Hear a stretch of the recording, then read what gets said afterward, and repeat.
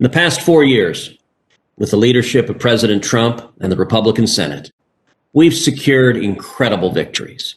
We've seen strong, principled, constitutionalist judges confirmed to crucial judicial vacancies and to the Supreme Court. And we've worked to protect the lives of the unborn and to defend religious liberty. We've lowered taxes and reduced burdensome regulations on small businesses.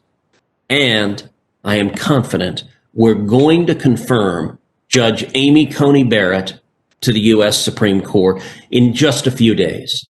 Judge Barrett will be President Trump's third Supreme Court nominee to be confirmed by the Republican Senate, and she has impeccable credentials. She graduated #1 in her class at Notre Dame Law School. She clerked for the great Justice Antonin Scalia, and she's been a law professor at Notre Dame for 20 years. She's one of the most respected federal appellate judges in the country, and somehow she manages to do all that while being a mom to 7 kids. I have to admit, I don't know how she does the latter, much less everything else that Judge Barrett manages to do at the same time.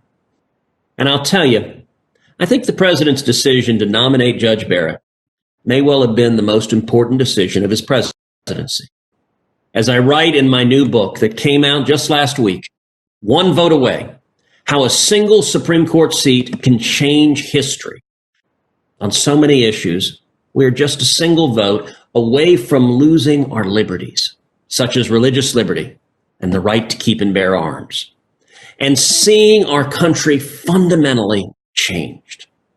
In making this nomination, the president is fulfilling the promise that he made to the American people. And likewise, I expect that the Senate will confirm Judge Barrett and do so before Election Day. And when the Senate does so, we will be honoring the promise we made to the American people to confirm principled constitutionalists to the Supreme Court. Despite these hard-earned victories, we speak at a critical moment for our nation. For months, we've seen violent, radical anarchists terrorize and destroy our beloved communities.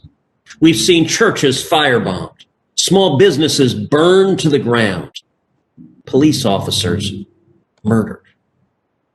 And far too many Democrats have failed to condemn the riots as leftist mobs threaten our communities. We're less than a month out from one of the most consequential presidential elections in our nation's history. Democrats don't want this election to focus on substance because they know they can't win on the merits. They know that Republicans win this election if it is based on ideas. We win this election if it's about free enterprise versus socialism. We win this election if it's about the rule of the law and the Constitution versus riots in the street. That's why your leadership is so important. While we've had tremendous victories in the past 4 years, the fight isn't over. With your leadership, we can continue fighting for conservative principles and continue delivering results. In 2016 and again in 2018, we won because thousands of patriots like you knocked on doors, made phone calls, made donations, and turned out your friends and neighbors to vote. We have to do it again in 2020, to re-elect President Trump, to keep the Senate, and to fight to take the House and take the gavel out of Nancy Pelosi's hands. Thom Tillis will be fighting right alongside me in the U.S. Senate to confirm Judge Barrett. And in the state, we need my friend E.C. Sykes as Secretary of State. E.C. will be a champion for conservative values. He's an outsider who spent his life as a businessman and not as a career politician. We need more state leaders across the country like E.C., and we need to help elect these leaders. The stakes are incredibly high. Every vote is critical, so turn out and vote. And let's win North Carolina for President Trump. Let's win North Carolina for Thom Tillis. Let's win North Carolina for E.C. Sykes. Thank you for standing and fighting for our nation. Thank you for your faithfulness to our Constitution. God bless you.